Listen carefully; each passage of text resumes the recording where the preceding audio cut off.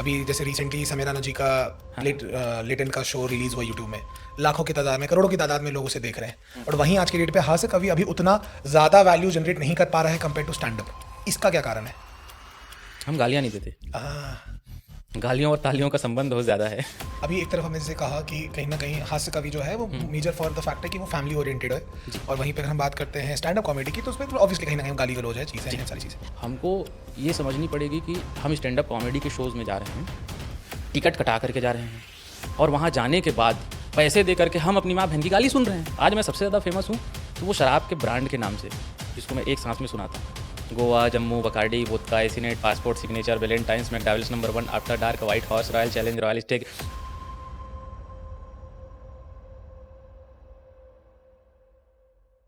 आज के जो मेहमान हैं वो बहुत खूब हैं। कलम पकड़ते हैं तो कमाल कर देते हैं, और माइक पकड़ते हैं तो धमाल कर देते हैं।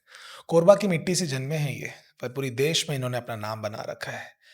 ये कवि हैं, ये शायर हैं, ये स्टैंड अप कॉमेडियन हैं, ये हिंदी और छत्तीसगढ़ी में लिरिसिस्ट भी हैं। इन्होंने कल ही अपना परफॉर्मेंस, धुआंधार परफॉर्मेंस रायपुर छत्तीसगढ़ में दिया है। तो आज समझते हैं इनकी कहानी, इनकी ज़ुबानी। So welcome to our podcast channel sir. कैसे हैं आप? बढ़िया सर, एकदम। सबसे पहले सर दर्शकों को मैं चाहूँगा आप बताएँ कि जो आपका ये नाम है, हीरामणि वैष्णव, जी। इसमें बहुत कुछ छुपा हुआ है। हुँ, एक तरफ हीरा है, दूसरी तरफ मणि है। दोनों ही अपने आप में बहुत ही प्रेशियस एलिमेंट ऑफ वर्ल्ड है। जी। तो इस पे सर क्या कहना चाहेंगे आप? ये नाम कैसे पड़ा आपका?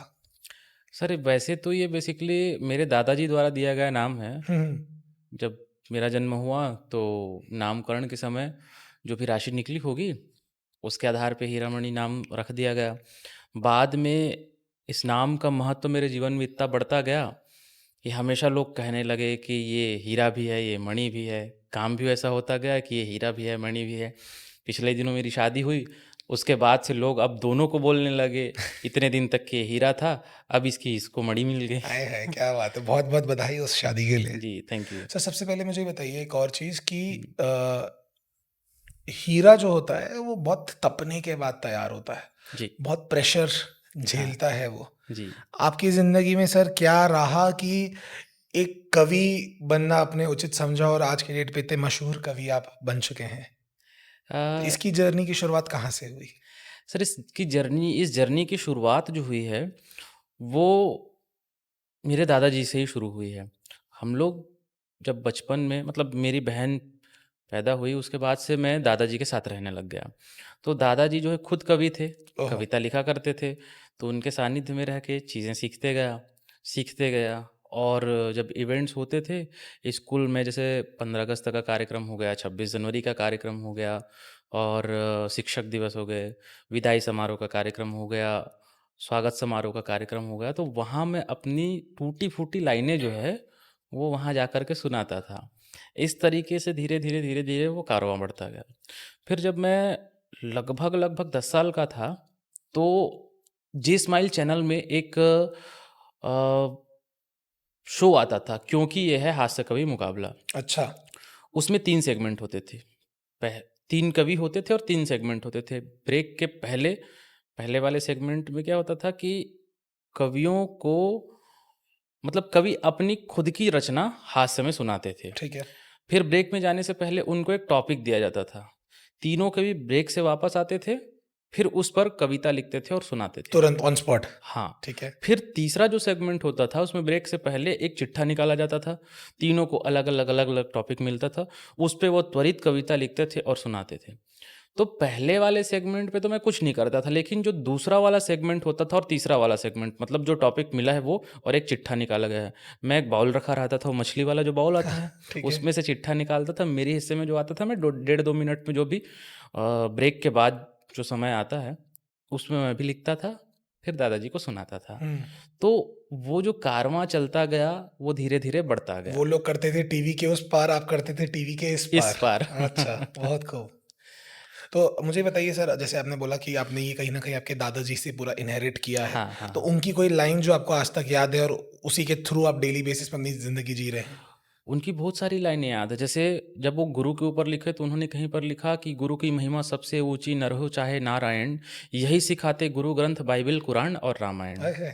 क्या बात है। अगर वो उत्सव के ऊपर लिखना शुरू किए तो उन्होंने लिखा कि अपना तो हर दिन त्योहार, रविवार सोमवार चित शीतल करता, मंगलवार मंगल बरसाता, बुद्धि बढ़ाता है बुधवार, अपना तो हर दिन त्योहार, गुरुवार गुरु ज्ञान कराता, शुक्रवार सत्मार्ग दिखाता, शनिवार देता सदाचार, अपना तो हर दिन त्योहार, रविवार दुखियों की सेवा, मिलता है सेवा से मेवा। ऐसे करके उनकी कविताएं थी। क्या बात है, क्या बात अगर है। वो छत्तीसगढ़ी पे लिखते थे तो उस पर भी लिखते थे बहुत सारी चीज़ें। ये चलता गया। So, जैसे इन जनरल क्या होता है, हम जब नेशनल लेवल पे जाते हैं हाँ, तो हाँ। मराठी लैंग्वेज को बहुत स्ट्रॉन्ग वैल्यू दी जाती है, राजस्थानी को बहुत स्ट्रॉन्ग वैल्यू दी जाती है, हरियाणवी गाने की तो मतलब हरियाणवी और पंजाबी गाने तो पूरे देश भर में सुने जाते हैं। जी, जी, जी। एंड साउथ के जितने लैंग्वेजेस हम बात कर ले, कन्नड़ वो समझने में बड़ा तकलीफ होता है, बट वहाँ के लोग उनके बहुत ज़्यादा लॉयल ज़रूर होते हैं। हुँ, पर छत्तीसगढ़ी जो भाषा है हुँ। उसका वजूद नेशनल लेवल पे उतना नहीं है, उसका क्या कारण है? सर आप छत्तीसगढ़ के रहने वाले हैं, बिल्कुल। मैं छत्तीसगढ़ का रहने वाला हूँ और हम दोनों हिंदी में पॉडकास्ट कर रहे हैं। एक्चुअल में क्या है, किसी भी चीज़ को हम स्वयं अपने दैनिक जीवन पे ना उतारें। जैसे मैं आपको बता रहा हूँ, मैं एक हास्य कवि हूँ। हुँ, अगर मेरी बातों से हास्य ना निकल पाए, हुँ, तो फिर मैं काहे का हास्य कवि? बहुत खूब। पहले हमको अपने घर से ही चीज़ें निकालनी पड़ेगी। इंग्लिश मीडियम में बच्चा पढ़ने जा रहा है और वो घर में आकर के हिंदी में बोल रहा है, तो ना वो हिंदी का हो पाएगा, ना वो इंग्लिश का हो पाएगा। जैसा कि आप आज के जनरेशन में देख रहे हैं। बिल्कुल। पहले हम हिंदी मीडियम के बच्चे थे, हमारी हिंदी देखिए, हुँ, चल रही है और हिंदी पे काम भी चल रहा है, नाम भी चल रहा है और अब तो दाम भी चलने लग गए हैं। तो कहने का मतलब ये है कि जो हम चाहते हैं वो हमको हमारे घर से ही शुरुआत करनी पड़ेगी। छत्तीसगढ़ी पे न केवल कोई साहित्यकार या कोई कवि काम करेगा तो छत्तीसगढ़ी आगे बढ़ेगी, न सरकार काम करेगी तो काम मतलब आगे बढ़ेगी। हम सबको मिल के ये करना पड़ेगा। हर व्यक्ति को अपनी वैल्यू देनी पड़ेगी और छत्तीसगढ़ी बोलने, छत्तीसगढ़ी जीने में किसी को शर्मिंदगी महसूस नहीं होगी। जी। उस दिन मैं बोलता हूँ कि सारी भाषाएँ जो हैं, जितनी भी भाषाएँ हैं, वो छत्तीसगढ़ी से पीछे रह जाएगी। क्योंकि छत्तीसगढ़ी का जो लालित्य है, अपने आप में इतना आनंद है, आप किसी से छत्तीसगढ़ी में बात करके देख लीजिए। हमारे यहाँ जैसे हमारे पद्मश्री सुरेंद्र दुबे जी थे, वो हुँ, जब छत्तीसगढ़ी में कविता सुनाते थे, छत्तीसगढ़ की भाषा में बोलते थे कि व्हाट इज़ छत्तीसगढ़? अमटहा भाटा खा मुनगल अचुचर, राजिम मनहा के डोंगरगढ़ में चढ़, एला कथे बाबू छत्तीसगढ़। तो हुँ, कितना लालित्य आ रहा है इसमें, कितना आनंद आता है। तो छत्तीसगढ़ भी भाषा जो है, छत्तीसगढ़ी भाषा आनंद की भाषा है। बहुत खूब। और इस आनंद को जब तक हम स्वयं ना समझें, अनुभूत ना करें और उससे शर्मिंदगी महसूस करने के बजाय उस पर गर्व महसूस करना शुरू ना करें, तब तक के डाउन टू। ओके। तो अभी जैसे अभी के ज़माने में स्टैंड अप का कल्चर चल रहा है। जी। स्टैंड अप कॉमेडी बहुत ज़ोरों-शोरों से लोग कर भी रहे हैं, चाह भी रहे हैं और उसको देख भी रहे हैं। जी, जी, जी। अभी जैसे रिसेंटली समीर राणा जी का हाँ, हाँ। लेटेंट का शो रिलीज़ हुआ यूट्यूब में। लाखों की तादाद में, करोड़ों की तादाद में लोग उसे देख रहे हैं। हुँ। और वहीं आज की डेट पे हास्य कवि अभी उतना ज़्यादा वैल्यू जनरेट नहीं कर पा रहा है कंपेयर टू स्टैंड अप। इसका क्या कारण है? हम गालियाँ नहीं देते। हाँ, गालियों और तालियों का संबंध बहुत ज़्यादा है। आजकल क्या सर, बात है! क्या बात है! आजकल स्टैंड अप कॉमेडी शोज़ में ह्यूमर कम बिक रहा है, गालियाँ ज़्यादा बिक रही हैं। बिल्कुल। आप कोई भी क्लिप उठा के देख लीजिए, आपको एक चीज़ देखने को मिलेगी, जब वो स्टैंड अप कॉमेडियन जो है, वो कोई जोक सुनाते रहता है, हुँ, तो तालियाँ, सीटी कम बजती है, हुँ। हँसी कम आती है। लेकिन जैसे ही वो अद्भुत शब्दों का इस्तेमाल करता है, उसके बाद श्रोताओं के हाँ, आत्मा से जो आनंद की अनुभूति होती है, यही स्टैंड अप कॉमेडी शोज़ के चरमोत्कर्ष पर पहुँचने की पराकाष्ठा है कहिए। ओके। और हमारे हास्य कवि जो आज थोड़े कम चल रहे हैं या कम डिमांड है, उसके पीछे का कारण ये है। अच्छा। लेकिन हमें इस बात की खुशी है कि हम ऐसा कुछ सुनाते हैं जिसको आप अपनी बहन के साथ बैठकर सुन सकते हैं, हुँ, आप अपनी बेटी के साथ बैठ कर के सुन सकते हैं, आप अपनी माँ के साथ सुनकर मतलब बैठ कर के सुन सकते हैं। एक पिता अपनी बेटी के साथ, एक बेटा अपनी माँ के साथ सुन सकता पूरी है। फैमिली सुन सकती जी, है। बिल्कुल।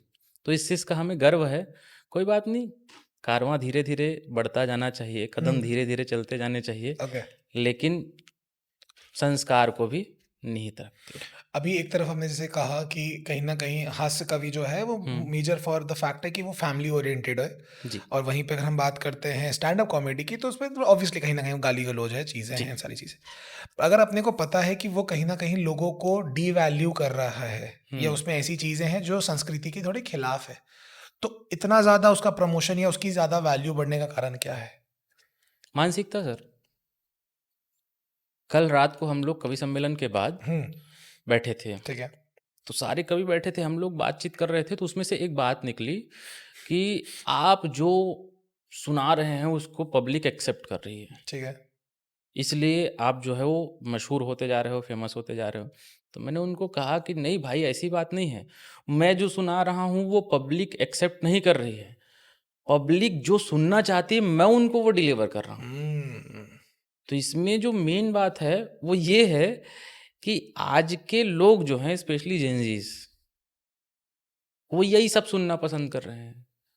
गाँव का एक बच्चा है उसको शहर भेज दीजिए, वो रात को 1:30 2 बजे रात को खाना नाइट चौपाटी जाना शुरू कर देगा, वो सुट्टा मारना शुरू कर देगा, वो दोस्तों के साथ नाइट आउट पार्टी शुरू कर देगा, वो देर तक के 12 बजे 1 बजे तक के सोना शुरू कर देगा। हुँ, और हम गाँव के बच्चे हैं, सवेरे 5 बजे उठ के खदान में काम करने जाते थे, 9 बजे तक काम करते थे, आकर के स्कूल जाते थे, स्कूल से आकर के शाम को 1 आध घंटे घूमने के लिए चले गए तो चले गए, नहीं तो फिर पढ़ाई करो, नहीं तो घर का काम करो। तो ये जो चीज़ें हैं, कुल मिला के जो अब हमने बात कही कि आज लोग ग्रहण कर रहे हैं चीज़ों को। हमको ये समझनी पड़ेगी कि हम स्टैंड अप कॉमेडी के शोज़ में जा रहे हैं, टिकट कटा कर के जा रहे हैं और वहाँ जाने के बाद पैसे दे कर के हम अपनी माँ-बहन की गाली सुन रहे हैं। तो आप पैसे दे कर के गाली सुन रहे हैं, अब आप बताइए, इसमें किसका फ़ॉल्ट है? और भाई मैं आपको गाली दे रहा हूँ और उस गाली देने के मुझे पैसे मिल रहे हैं, तो क्या दिक्कत है? 10 दिन मेरे माता-पिता भी बोलेंगे कि तुमको ये काम नहीं करना चाहिए, गलत बात है। लेकिन 10 दिन बाद जब उनके खाते में मैं 10 लाख रुपए डाल दूँगा, तो वही मम्मी-पापा बोलेंगे, "अरे बेटा क्या गज़ब का काम कर रहा है। Everything is fair in love and war." तो बस यही वाली बात है।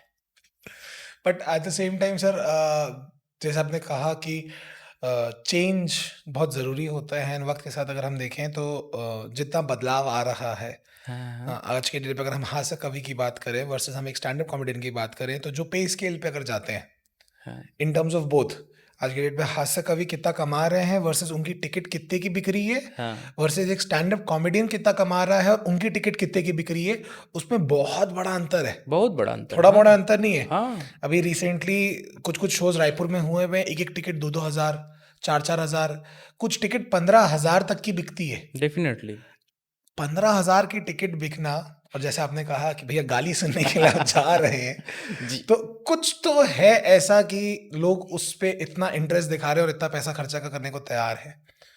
तो अगर उस चीज़ को अगर गवर्नमेंट भी नहीं रोक रही है, तो कहीं न कहीं क्या कह सकते हैं इसे कि ये आने वाला फ्यूचर है या आने वाला कल है? सर गवर्नमेंट जो है, वो किसी भी अनैतिक चीज़ को नहीं रोकेगी, ठीक है, जिससे उसको रेवेन्यू जनरेट हो रहा है। ठीक है। जैसे हम शराब की बात करते हैं, तो शराब सरकार सबसे ज़्यादा बेच रही है बिल्कुल।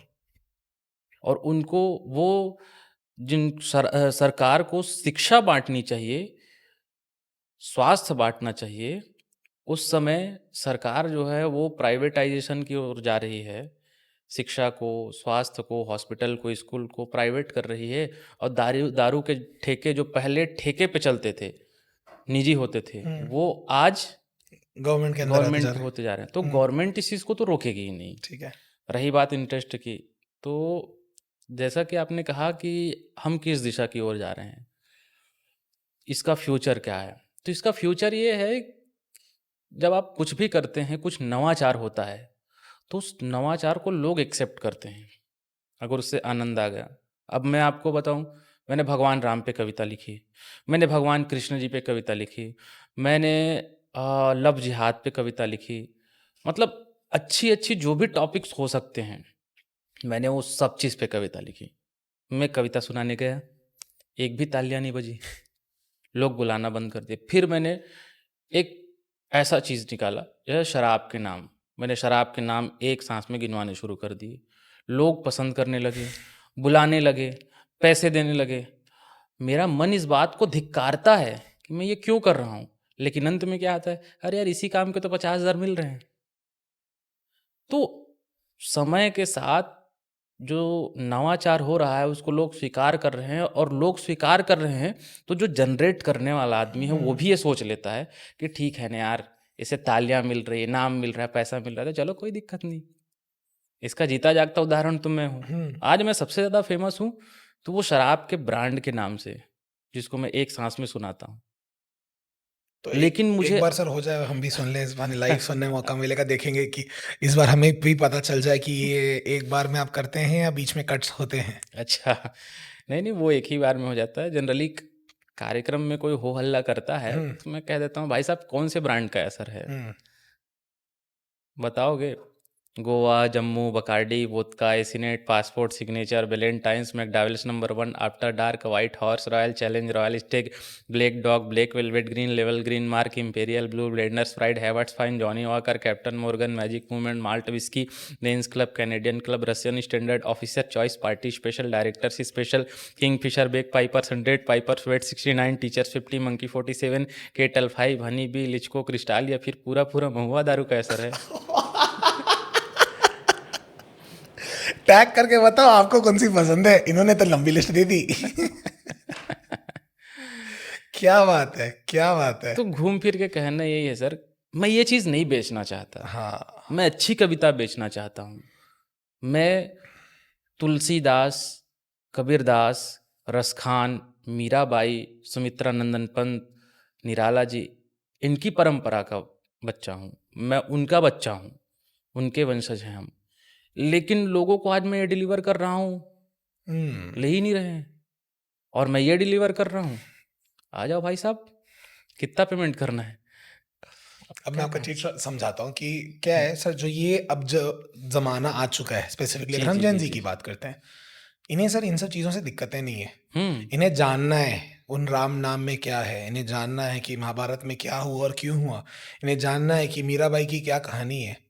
बस दिक्कत ये है सर, आज के ज़माने में आधा से ज़्यादा लोगों को कहानी पता नहीं है। तो लोग क्या कहते हैं, जो बोला गया है ना एक्सेप्ट कर लो। हुँ, जेन ज़ी के साथ यही दिक्कत है सर, वो एक्सेप्ट नहीं करेंगे जब तक उन्हें पूरी नॉलेज या पूरी डिटेल में आप चीज़ें ना बता दो। हुँ, हुँ, हुँ। बहुत सारी ऐसी कहानियाँ या बहुत सारे ऐसे स्टेटमेंट हैं जो सिर्फ़ बोले जाते हैं और बचपन से हम सिर्फ़ सुनते आ रहे हैं। जी। जैसे मम्मी लोग बोलते हैं कि रात को झाड़ू मत लगाओ, हुँ, सीढ़ी के नीचे से मत जाओ, हुँ, नेल्स मत काटो रात को। हुँ, हुँ, तो इसके हुँ। बहुत सारे कोई कारण नहीं है, पूछ लो क्यों नहीं, तो उनके पास कोई जवाब नहीं होता, बस सुन लो। तो जेनज़ीज़ इन चीज़ों के खिलाफ होना चालू होते हैं और फिर वो धीरे-धीरे, धीरे-धीरे पीछे होने लगते हैं कि इनकी सुननी ही नहीं है। हुँ, हुँ, हुँ। आपको पता है सर कारण क्या था सर रात को ना नाखून काटने का या रात को सफाई ना करने का? अगर वैज्ञानिक कारण हम देखें, हुँ, तो बात ये थी कि रात को पहले गाँव में अंधेरा होता था। बस। पहले लाइट अब नहीं होती थी। लाइट नहीं है, रात को आप नाखून काटेंगे तो यस, हो सकता है नाखून के साथ मांसपेशी भी कट बिल्कुल, जाए। बिल्कुल। तो इस चक्कर में वो नहीं करना है। और इसलिए झाड़ू नहीं लगाते थे, कुछ वैल्यूएबल चीज़ ना चले जाए। हाँ, यस, एग्ज़ैक्टली। यस, तो जो पुराने संस्कार हैं, पुरानी परंपरा है, पुरानी संस्कृति है, बिल्कुल, उसको भी साथ लेकर चलना है और वैज्ञानिकता को भी साथ लेकर बिल्कुल। चलना है। तो औ इधर सर एक आ जाता है एक स्टेटमेंट जहाँ पे विश्वास और अंधविश्वास का खेल है। हाँ, हम विश्वास करने को तैयार हैं, पर अंधविश्वास के खिलाफ हैं। एग्ज़ैक्टली। आज की डेट पे हमारे दादा, परदादा, मम्मी-पापा कुछ कहेंगे हम बिल्कुल सुनने को तैयार हैं। हाँ। और अगर उसके पीछे का अगर कोई साइंटिफिक लॉजिक है या उसके पीछे कोई भी एक कारण है, जी, जी। फॉर एग्ज़ाम्पल मेरे घर में सब बर्थडेज़ में केक नहीं कट करते। हाँ, हाँ, हाँ। हमारे यहाँ सिस्टम है। तो मैंने पूछा क्यों नहीं कट करते? तो पहले तो मम्मी-पापा बोलते थे कि नहीं करना है बस। तो आप मानेंगे नहीं सर, मैंने ज़िंदगी का पहला बर्थडे केक किया 21 साल की उम्र में। उससे पहले आज तक मैंने केक नहीं कट किए थे। जी। फिर जब मैंने पूछा कि क्यों नहीं करते, तब उन्होंने मेरे को बताया कि दादाजी को केक काटना नहीं पसंद था। मतलब पहले ही बता देते, एक्सेप्ट कर लेता, कोई दिक्कत नहीं है। हम दादाजी को ही काट देते। नहीं, नहीं, नहीं, नहीं, ऐसा नहीं है, ऐसा नहीं है। मतलब हमारा सिंपल सा हिसाब है कि अगर आप ये बता रहे हो ना दादाजी को नहीं पसंद है, कोई दिक्कत नहीं है, हम जी, एक्सेप्ट कर लेंगे इस चीज़ को जी। कि दादाजी को केक पसंद नहीं, इसलिए हम केक नहीं काटेंगे।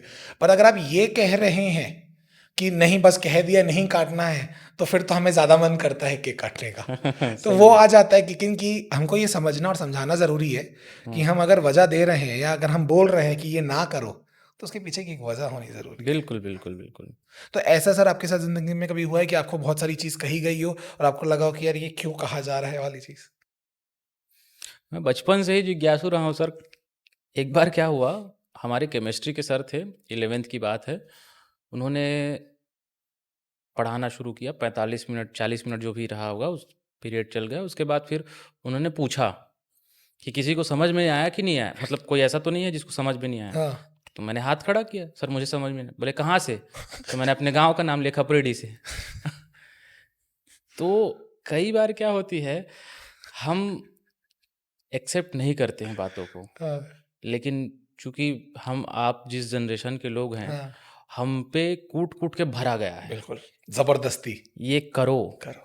करना पड़ेगा और क्यों बोले आज तो ज़माना ऐसा हो गया यार पापा, यार मम्मी हुँ, और एक ज़माना था आपके और हमारे समय में कि पापा के सामने यार बोल के दिखाओ, किसी को भी दिखाओ, हम मान जाएँगे। उस समय पापा के मम्मी के पैरों में जन्नत और पापा के पैरों में चप्पल हुआ करती। तो ये वाली जो और बात उस आ समय जाती। पैरागॉन की हुआ करती थी, चट पड़ती भी थी। हाँ। 6 नंबर का 9 नंबर जो है वो चलता था। तो उस समय जो है वो तर्क करने की क्षमता को दबा दिया जाता हुँ, था। आज मैं इस बात को एक्सेप्ट भी करता हूँ, स्वीकार करता हूँ कि तर्क करने की क्षमता लोगों के पास है। जब तक तर्क नहीं करेंगे लोग, तब तक के परिवर्तन नहीं आएगा। ओके, अगर सरकार में परिवर्तन आ रहा है, तो तर्क करने वाले लोगों की वजह से। अगर सिस्टम में परिवर्तन आ रहा है, तर्क करने वाले लोगों की वजह से।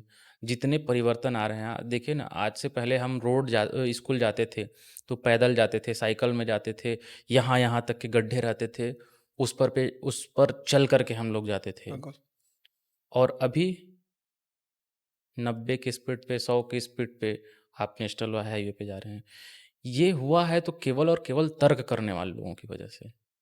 तो बहुत ज़रूरी है कि आप विश्वास करिए, अंधविश्वास नहीं।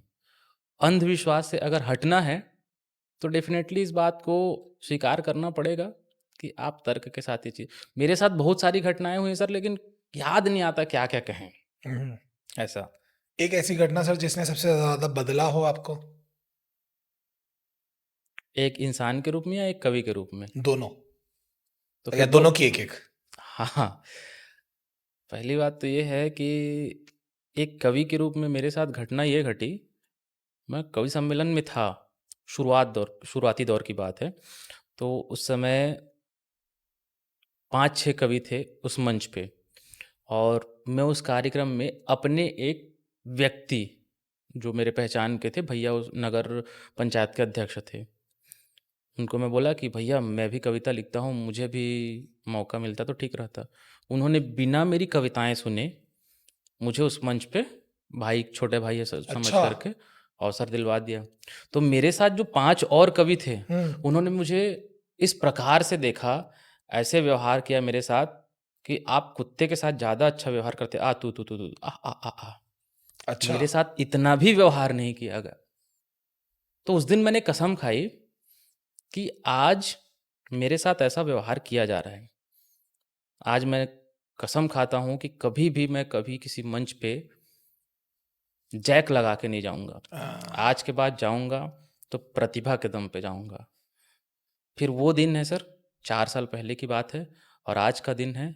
मैं जैक लगा के गया था और आज 500 से अधिक कवि सम्मेलन हो चुके हैं। लोग भर-भर के पैसे दे के बुला रहे हैं। जितनी मेरी औकात नहीं है उससे कई गुना ज़्यादा मुझे हॉस्पिटैलिटी मिल रही है, पैसे मिल रहे हैं, नाम मिल रहे हैं, लोग मिल रहे हैं और मोहब्बत मिल रही है। बहुत सारी खूब, चीज़ें बहुत कहिए। खूब, तो बहुत एक खूब, कवि के रूप में ये घटना थी जो बदलाव मेरे जीवन में। बहुत इसमें सर आपने जो लाइन कही ना वो बहुत ज़रूरी है कि जैक के थ्रू आप उस स्टेज तक तो पहुँच जाओगे, हाँ। बट उस स्टेज में रहने की काबिलियत, तरीका और वक़्त आपका है कि नहीं है, वो आपको चारों लोग बता देते हैं और हुँ। वो ही हुआ। वो पुराने शायर जो कोई हैं वो लिखे हैं ना कि शोहरत की बुलंदी पल भर का तमाशा है, जिस शाख पे बैठे हो वो डाल टूट भी तो सकती है। बहुत खूब, जी। बहुत खूब, सही है। ये सर निजी ज़िंदगी में सर जो बदलाव आया?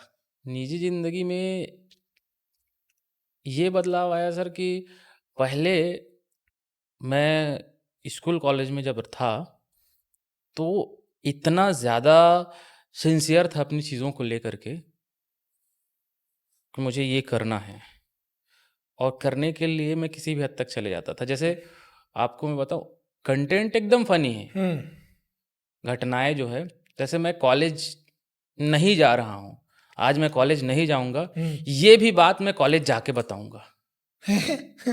अच्छा। 11 बजे कॉलेज लग रही है, ठीक है। तो मैं 10:30 बजे जाऊँगा, वहाँ एप्लीकेशन दूँगा कि आज मैं कॉलेज नहीं आ रहा हूँ। ये कौन करता है? तो ऐसी-ऐसी चीज़ें जो है, मैं मेरे साथ होती थी, हुँ। मैं ऐसा करता था। फिर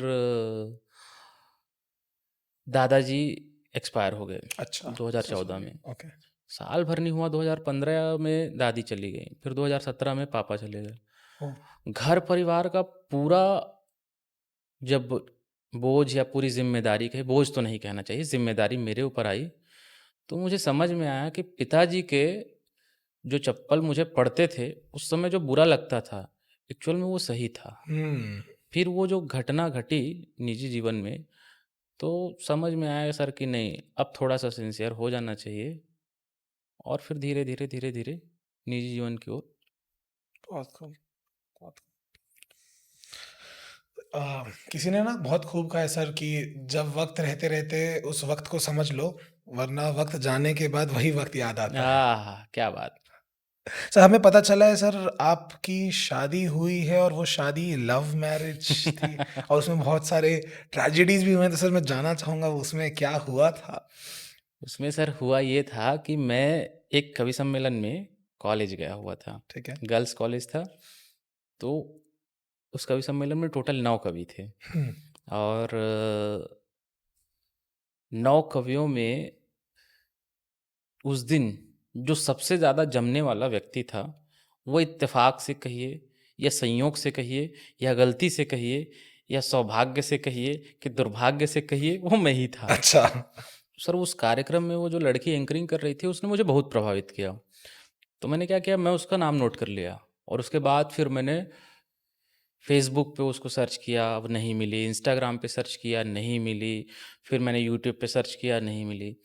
तो मैंने क्या किया, वो कुछ न कुछ तो करती होगी, कुछ बोलती होगी ऐसा करके। फिर मैंने ओपन माइक का कार्यक्रम करवाया, उसके कॉलेज के ठीक सामने। उसमें 30, 35, 40 लोग आए, लेकिन वो नहीं आई। फिर दूसरे महीने मैंने करवाया, बाबा रे! फिर भी वो नहीं आई। हाँ। फिर मैंने सोचा कि अब किस्मत में भगवान ने किसी और को लिखा है। 2 साल तक के मैं ऐसे ही घूमता रहा, फिर अचानक से उसका मैसेज आया इंस्टाग्राम पे। मैसेज नहीं आया पहले, फ़ेसबुक पे फ्रेंड रिक्वेस्ट आया, तो मैं समझ गया कि हाँ, ये तो वही है। फिर उसके बाद 2 महीने बाद मैंने उसको बात करी कि तुम तो वही हो ना, जो उस दिन एंकरिंग कर रही थी? बोली, "हाँ, हाँ सर, हाँ वही हूँ।" तो उसके बाद वो जो हाँ सर, हाँ सर, हाँ सर करके जो बात हुई, वो सर कब सर दर्द में बदला, मत पूछिए। तो कुल मिला के ये है सर वो कि हमारे साथ अभी स्टूडियो में ही है। याद रखिएगा माइक खत्म होते ही वो सबसे पहले आपसे मिलने वाली है। हाँ? माइक जैसे ही कट होगा उसके बाद सबसे पहले वो आपसे ही मिलने वाली है। तो सर नहीं, जैसे आप एक कवि मिजाज वाले हैं, जी। जिंदगी भर आपके रोमांस रहा हुआ है, आपने इतनी सारी कविता लिखी है, हास्य किया है, तो बहुत सारी कहानियां भी आपने अपने आसपास के लोगों से लिखी होगी। तो ऑब्वियसली बहुत सारी ऐसी और भी लोग होंगे जिससे आपने कुछ ना कुछ इंस्पिरेशन लिया होगा और आपने अपनी कुछ कविता जोड़ी होगी।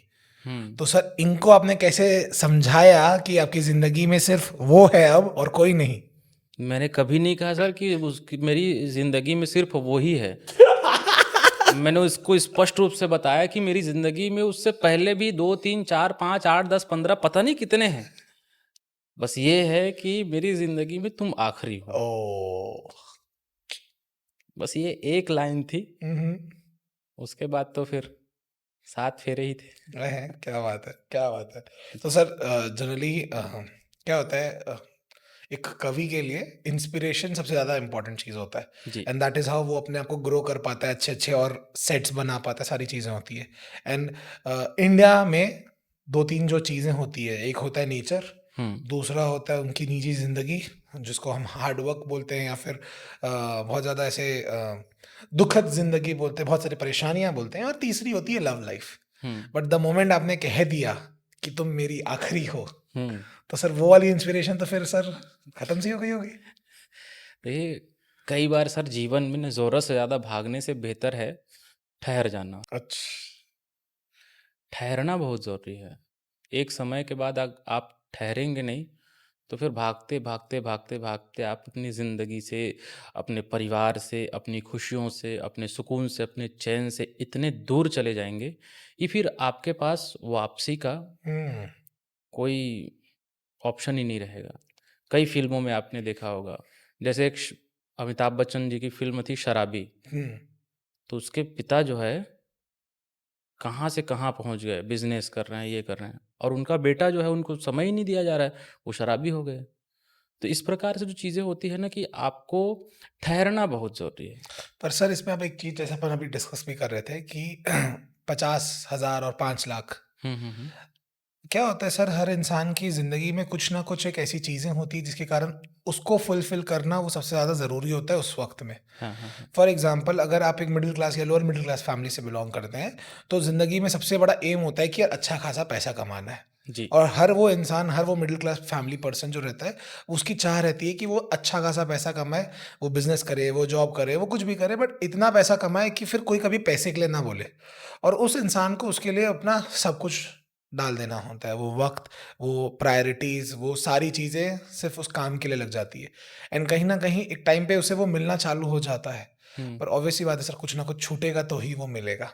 100% बात है। तो वहाँ पे छूटती है सर वो टाइम देने के लिए जो अपने आप हाँ, माँ-बाप को देते। हाँ। वो जो आप अपने घर वाली शादी में अटेंड करते हैं, वो जो किसी के जलवा फंक्शन में जाते हैं और वो ही सारा वक़्त छूटता है और आप अपने आप को कुछ बना बैठते हैं। जी। तो ये जो छोटा-सा डिसबैलेंस है, हाँ, हाँ। सीसॉ जिसे बोलते हैं, हाँ, हाँ, हाँ। एक तरफ वो घर वाली मौज है हाँ। और दूसरी तरफ वो परेशान रह के रहने वाला काम है। दोनों में सर बैलेंस कैसे बनाया जाए? बैलेंस ऐसे बनाया जाए सर, जैसे मैंने पहले ही कही कि ठहराव बहुत ज़रूरी है। भागिए, भागिए, भागिए, बहुत ज़रूरी है। आप गाड़ी चला रहे हैं तो 120 की स्पीड तक चलाइए, 190 की स्पीड मत चलाइए। जब आप ज़रूरत से ज़्यादा स्पीड से चलेंगे, तो एक तरफ पूरी चीज़ें छूट जाएगी। आप बैलेंस बना के चलेंगे, तो दोनों चीज़ें आसानी से चलती रहेगी। जैसे एक एग्ज़ाम्पल के लिए मैं बोल रहा हूँ, साल भर में मेरे पूरे देश भर में कम से कम 100 कवि सम्मेलन या स्टैंड अप कॉमेडी के शो या फिर लाफ्टर शो चलते हैं। ठीक है, 100 दिन मैं घर से बाहर रहा और कम से कम आने-जाने में 1 दिन 2 दिन लग गए, तो समझ लीजिए कि 100 दूनी 200 दिन मैं बाहर रहा, मान लीजिए। ठीक है। 365 दिन में से अगर मैं 200 दिन घर से बाहर रहूँ और मेरे घर वाले, चाहे वो पत्नी हो, चाहे बच्चे हो, चाहे मम्मी हो, चाहे पापा हो, कि भाई हो, अगर वो मेरे साथ नहीं रहेंगे तो उनको तकलीफ़ होगी। बिल्कुल। तो मैं क्या करता हूँ उन 100 दिनों में से 100 दिनों में से 200 दिनों में से 50 दिन जो है उनको मैं अपने साथ रख लेता हूँ। अच्छा, टूर पे ले जाते हैं कभी-कभार।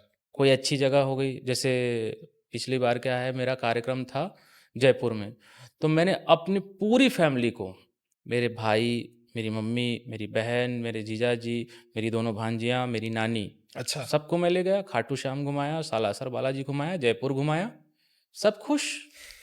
जामनगर में मेरा प्रोग्राम था, द्वारिका में मैं अपनी श्रीमती जी को लेके चला गया, बहुत द्वारिका फिर घूम के आ गए। आगरा में प्रोग्राम था, मुंबई में प्रोग्राम था, वहाँ घूम के आ गए, मैं साथ लेके चला गया। तो कहने का मतलब क्या है कि किसी भी फ़ील्ड में आप जाइए, हुँ, आप अपने परिवार को उस काम का हिस्सा बनाइए। हुँ। तो जिस दिन आप अपने परिवार को अपने काम का हिस्सा बना लेंगे, तो हिस्से बनने के बाद फिर कोई किस्से नहीं बन पाएँगे। आए हाय! आए हाय! तो ये बैलेंस करने का सबसे बढ़िया तरीका है। बाकी एक चीज़ है सर, काम करने वाला जो व्यक्ति है, उसको इन चीज़ों को तो सफ़र करना ही पड़ता है और मैं बोलता हूँ कि करना चाहिए। हुँ, क्योंकि एक बंदा है, वो 25 साल का है, वो घर में निठल्ला बैठा है, घर के सारे काम कर रहा है, घर के हर किसी को समय दे रहा है, लेकिन घर वालों की नज़र में उसकी वैल्यू 0 है। 2 कौड़ी से भी गैबीते रहती है, वो ज़िंदगी भर ताने सुनेगा। कहीं शादी फंक्शन में जा रहा है, किसी और फंक्शन में जा रहा है, "बेटा क्या करते हो?"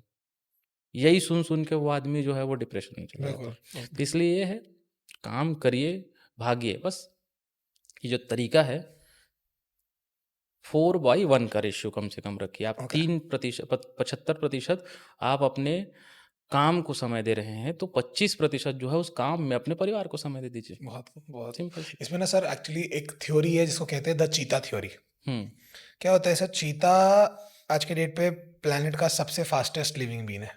हुँ, हुँ, हुँ। 120 की स्पीड में वो सट से पहुंच जाता है, कुछ फ्रैक्शंस ऑफ सेकंड में वो 120 की स्पीड पे पहुंच सकता है। तो जब भी वो कहीं बैठा होता है ना, वो हमेशा वेट कर रहा होता है कि कौन सा शिकारी को उसको पकड़ना है, कौन सा जानवर है जिसको वो पकड़ सकता है, वो खा सकता है।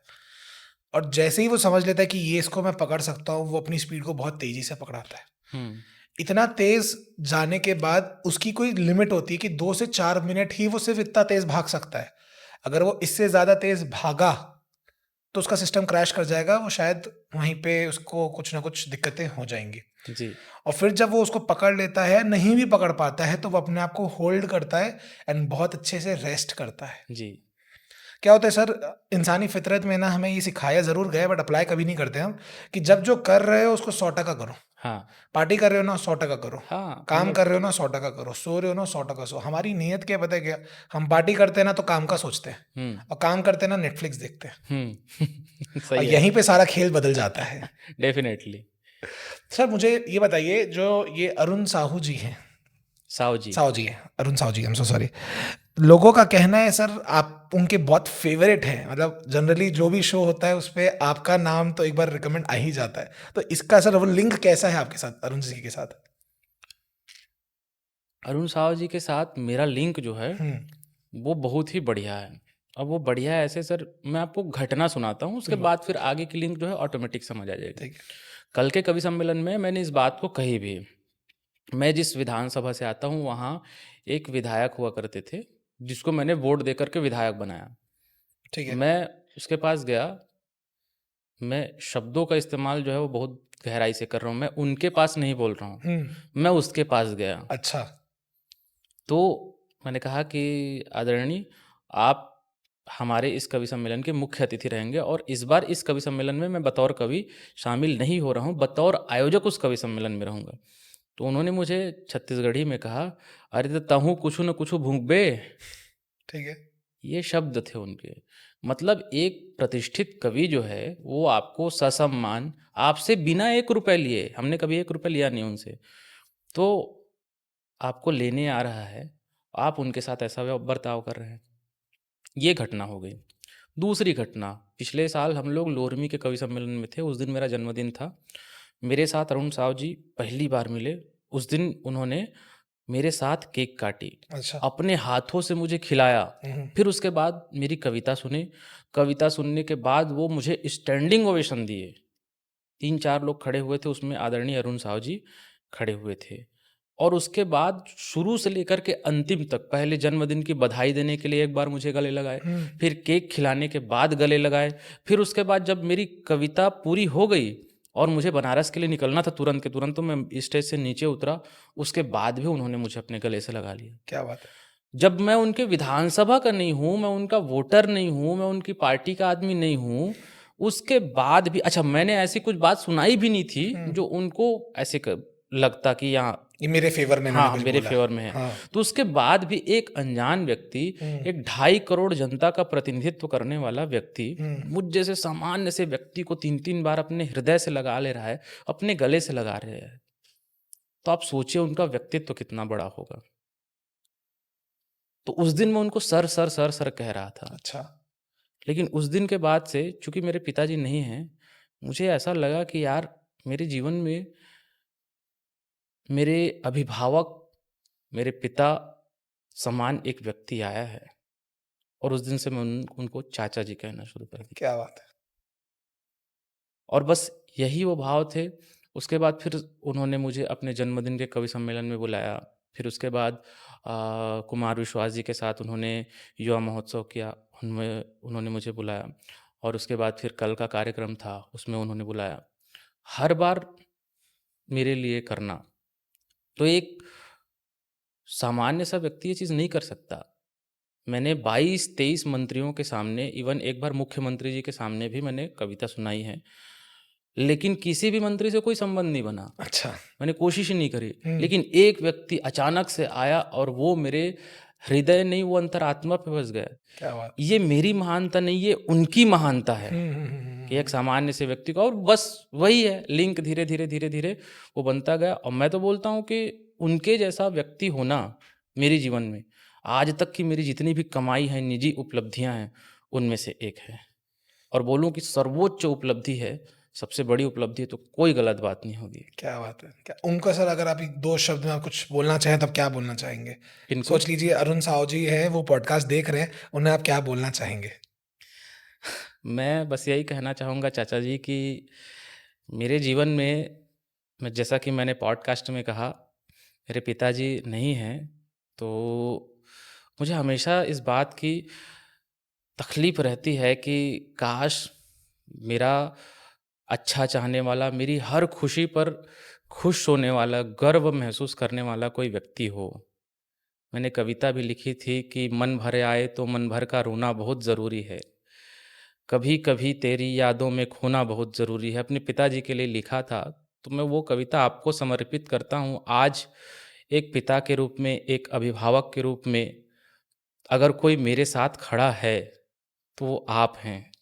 वो कविता मैं आपको समर्पित करता हूँ कि मन भर आए तो मन भर का रोना बहुत ज़रूरी है।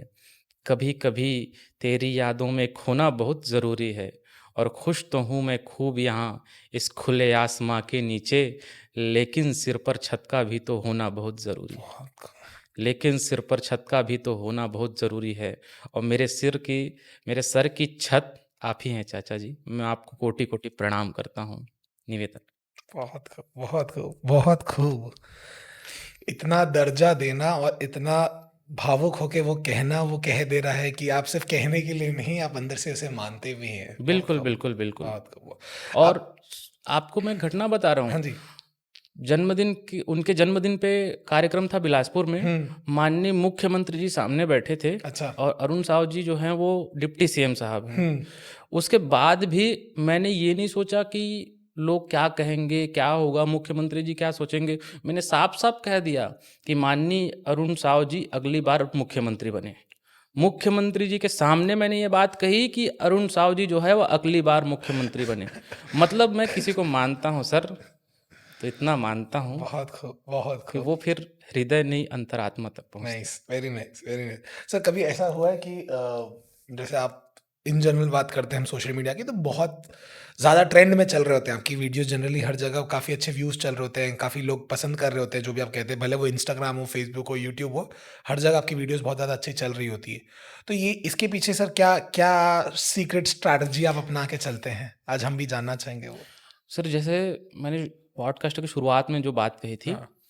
आप लोगों के हिसाब से उनको कंटेंट दीजिए। हुँ। लोगों को जो पसंद है, आप वो उनको डिलीवर करिए।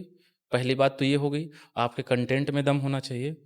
दूसरी बात क्या है, कंसिस्टेंसी। आप अपने जो भी कंटेंट डाल रहे हैं, प्रतिदिन या जो भी 1 दिन के गैप में या जैसा भी है, सोशल मीडिया पे आप एक्टिव रहिए। बिल्कुल। और तीसरी होती है क्वालिटी। Quality must. मैं इस बात पे गर्व कर रहा हूँ, और शायद ये बात सुनने के बाद आप भी गर्व बिल्कुल, करेंगे बिल्कुल। कि पॉडकास्ट के लिए मेरे पास 15-17 लोगों के फ़ोन या मैसेज आए। ओह! लेकिन मैंने आपको क्यों चुना? मैं आपके यहाँ क्यों आया? मैं आपके साथ कन्वर्सेशन क्यों कर रहा हूँ?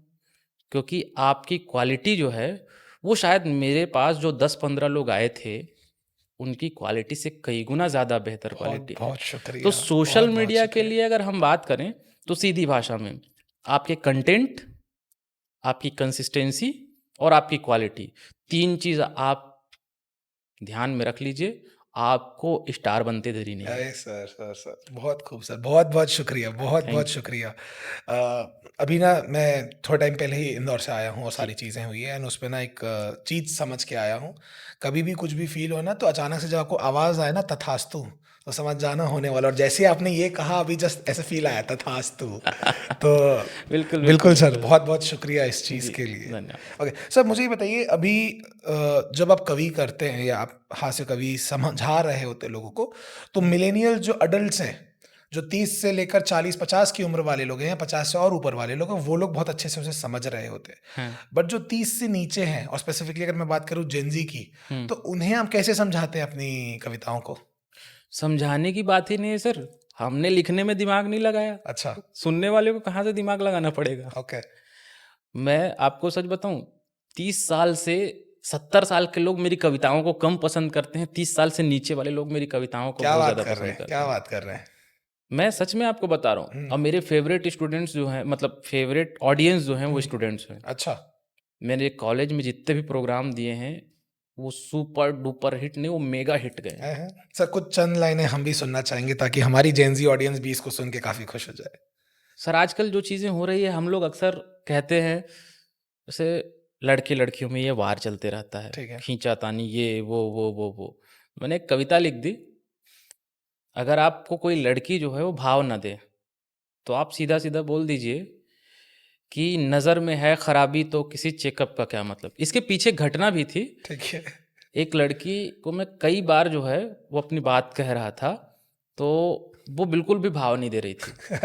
मेरा दिमाग खराब हुआ, तो मैंने उसको कहा कि नज़र में है खराबी तो किसी चेकअप का क्या मतलब? मोहब्बत है तुम्हें हमसे तो फिर ब्रेकअप का क्या मतलब? तू सजती है, संवरती है मगर इतना बताती जा, जो हम लड़के ना देखे तो तेरे मेकअप का क्या मतलब? अब सर आप ये बताइए, ऐसी कविताएँ 30 प्लस के लिए ज़्यादा अवेलेबल है या 30 माइनस के 30 लिए? था obviously sir under 30 sir under 30 जी, अ, तो मैं आपको सच बताऊँ, हुँ, मैंने एक बात कही हुँ, कि लोगों को क्या चाहिए, वो आप दीजिए। हुँ। आपको स्टार बनते देरी नहीं है। बहुत खूब। 30 के अंडर 30 वाले जितने भी ऑडियंस हैं, मैं वहाँ जाता हूँ, तो फिर मैं उसी हिसाब से कंटेंट डिलीवर करता हूँ। 30 प्लस वालों के पास जाता हूँ, तो उसके हिसाब से मैं कंटेंट डिलीवर करता हूँ। मैं राष्ट्रवादी लोगों के पास जाता हूँ, तो मैं वैसे कंटेंट डिलीवर करता हूँ। मैं किसी आध्यात्मवादी लोगों के पास जाता हूँ, तो मैं वैसे कंटेंट डिलीवर करता हूँ। हुँ। तो यही कहानी है। आपके जो मेजर कविता होंगी, हुँ, वो हमेशा आपकी निजी ज़िंदगी को लेते हुए ही होती होंगी क्योंकि वहीं से आप इंस्पिरेशन लेते हैं। हुँ। ऐसी कौन-सी है सर जो लोगों को आपने हमेशा बताया कि ये मेरी ज़िंदगी का नहीं है पर वो आपकी ज़िंदगी का ही था और जो सबसे करीब था आपसे? ऐसा कोई-सा 2 लाइन है आपका जो आपको लगता है वो सबसे ज़्यादा खूबसूरत है और वो आपकी पूरी ज़िंदगी को डिस्क्राइब करता है? एक कविता है सर, उसमें एक लाइन थी, जो गा के ही सुना देता हूँ, गीत के रूप में है बिल्कुल सर। कि उससे मिलना और बिछड़ना। कॉलेज के दिन थे, हम लोग कॉलेज पे पढ़ते थे, तो जिस लड़की से मैं प्रेम करता था, तो वो शायद हमारी आखिरी मुलाकात थी। ठीक है।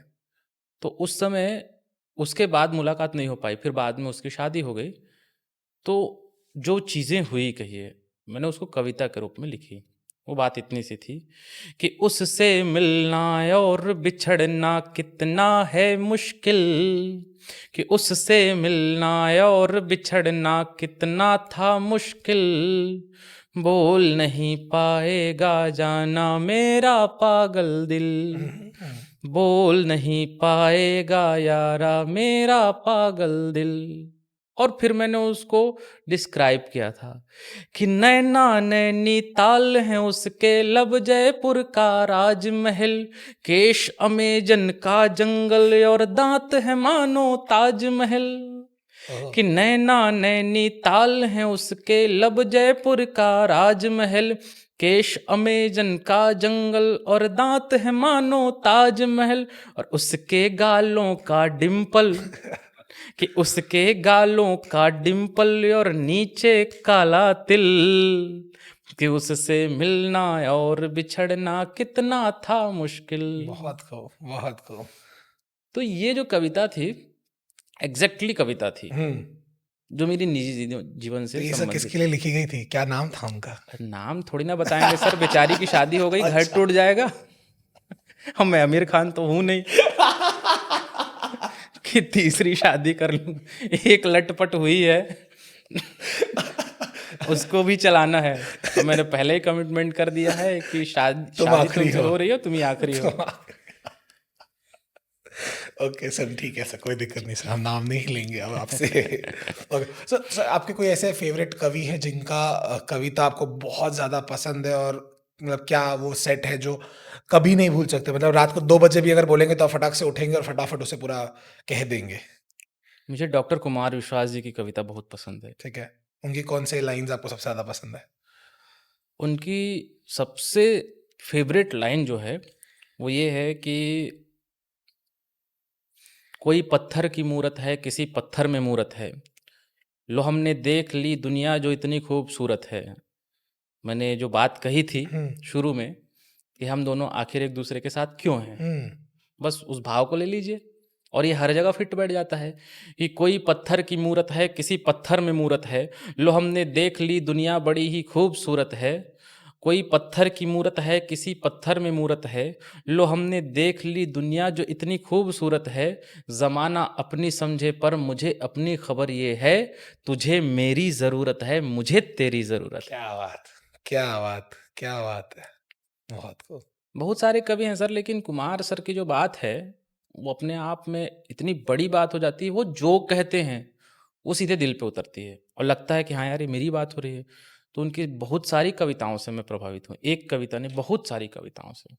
सर हमारा ना एक दोस्त हुआ करता था कॉलेज में, हुँ, वरुण करके, वरुण शर्मा करके। उसके पापा ना पंडित हैं एंड एस्ट्रोलॉजी वगैरह में बहुत ज़्यादा विश्वास रखते हैं। तो उन्होंने कहा था कि अगर ये बंदा कवि बनेगा तो इसकी ज़िंदगी नरक है। उसके पापा ने वरुण के लिए कह दिया था, और वरुण को शौक बहुत ज़्यादा। जी। तो वो हमेशा क्या करता था, वो कुछ भी लिखता था, हुँ, किसी और के नाम पे डाल देता था। हाँ, ये इन्होंने कहा है, हाँ। ये इनकी कविता है। अपने नाम पे कुछ नहीं रखा उस बंदे ने आज तक। हाँ, और एक बार स्टेज में परफ़ॉर्म करते-करते डॉक्टर कुमार विश्वास जी का ही वो अटल बिहारी वाजपेयी का नाम पे उन्होंने जो बनाया था हाँ, हाँ, हाँ। कि अरे वो भैंस के ऊपर था कि कभी दूध बाज़ार का ना लिए, हमेशा दूध बाज़ार का लिए, कभी भैंस ना बाँधी। बहुत अच्छा सा लाइन है, मुझे याद नहीं जी, आ रहा जी, है जी, पूरा। जी, जी। तो वही वाला हिसाब-किताब था कि इसने किया तो बहुत कुछ, हुँ, क्योंकि क्या है कभी-कभार सर वो सुनना भी ज़रूरी होता है घरवालों का कि क्या कैसा है, वरना ज़िंदगी जीना बड़ा कठिन हो जाता है। एंड वही उसने किया, एंड आज के डेट में कवि तो नहीं बन पाया, ना हुँ। कवि क कविता लिखता है वो। पर हाँ, उस समय जब लिखा करता था, बड़े खूब लिखा करता था, बड़ी मशहूर हुआ करती थी। ओके। तो सर आपका क्या प्लान है? कहाँ ले जाना चाहते हैं आप इस पूरी कवि हास्य कवि सिचुएशंस को, या फिर स्टैंड अप कॉमेडी के कंपैरिज़न में अगर हम बात करें, तो किधर जा रही है ये गाड़ी? गाड़ी अब तक तो बहुत अच्छी जा रही है सर। मेरी गाड़ी 110-120 की स्पीड पे है। क्या मैं बात! सेफ ज़ोन में भी हूँ, ने एनएच पे हूँ, तो कोई दिक्कत वाली बात नहीं है। हुँ, बीच में कुछ-कुछ टोल प्लाज़ा आएँगे, उससे निपटते जाएँगे।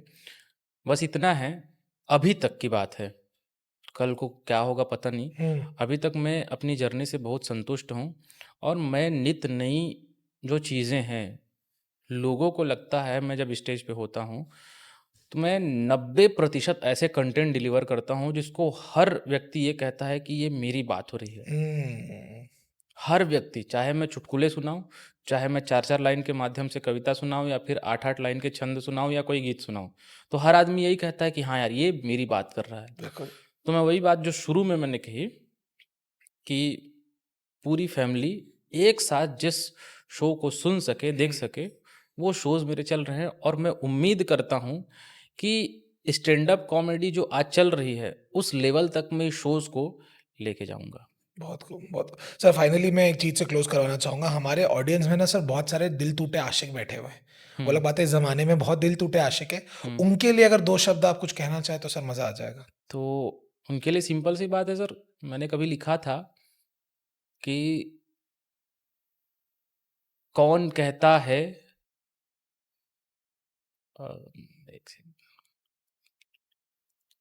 कौन कहता है कि दिल टूटे तभी तकलीफ़ हो, अच्छा।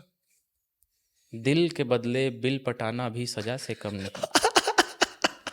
कौन कहता है कि दिल टूटे तभी तकलीफ़ हो, हाँ, दिल के बदले बिल पटाना भी सज़ा से कम नहीं, और रब जो रूठा, दिल भी टूटा, साथ छूटा क्या हुआ? रब जो रूठा, दिल भी टूटा, साथ छूटा क्या हुआ? दूसरी से दिल लगाना भी दवा से कम नहीं। टैग करके बताओ उस दोस्त को जिसका रिसेंटली ब्रेकअप हुआ है एंड उनको बताओ कि बिल ज़्यादा महँगा पड़ा या दिल टूटना ज़्यादा महँगा पड़ा। ओके सर, आपके लिए एक छोटा-सा रैपिड फायर प्लान किया गया है जी, टीम के जी, द्वारा। तो इसमें कैसा रहेगा, मैं स्टेटमेंट बोलूँगा, आपको फटाफट उसके आंसर्स देने हैं। सो आर वी रेडी सर? जी, चालू ट्राई करें? ट्राई करते हैं। सर, एक सिटी जहाँ बार-बार परफ़ॉर्म करना चाहेंगे। मुंबई, हास्य कवि या स्टैंड अप कॉमेडी? दोनों। एक वर्ड में सर वाइफ़ को डिस्क्राइब करें। सर याद रखिएगा वो बाद में उन्हीं से मिलना है। अक्सर जो कहता हूँ, जान। एक सेलिब्रिटी जिसको देखते ही इस पे तो कविता लिखने का मन करे। मेरे सेलिब्रिटी अरुण साव जी हैं। सर, छत्तीसगढ़ में एक वर्ड जो इंडिया को आप सिखाना चाहेंगे। छत्तीसगढ़ी लैंग्वेज में एक वर्ड जो आप इंडिया के लेवल पे सिखाना चाहेंगे लोगों को। जय जोहार। सर, अगर आपको 10 सेकंड मिले किसी को हँसाने के लिए, पहला डायलॉग क्या होगा? कौन से ब्रांड का है सर?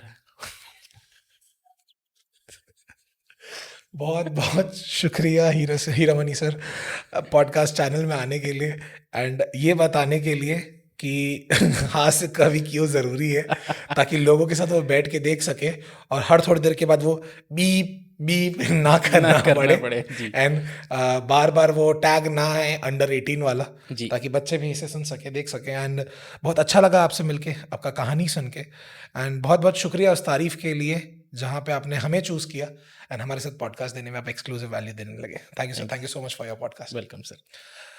आपको कैसा लगा ये पॉडकास्ट कमेंट में ज़रूर बताना, क्योंकि हमें तो बड़ा मज़ा आया। हँसी भी थी, थोड़ा दर्द भी था, प्यार भी था और वो भी थी। Thank you so much and stay tuned for more.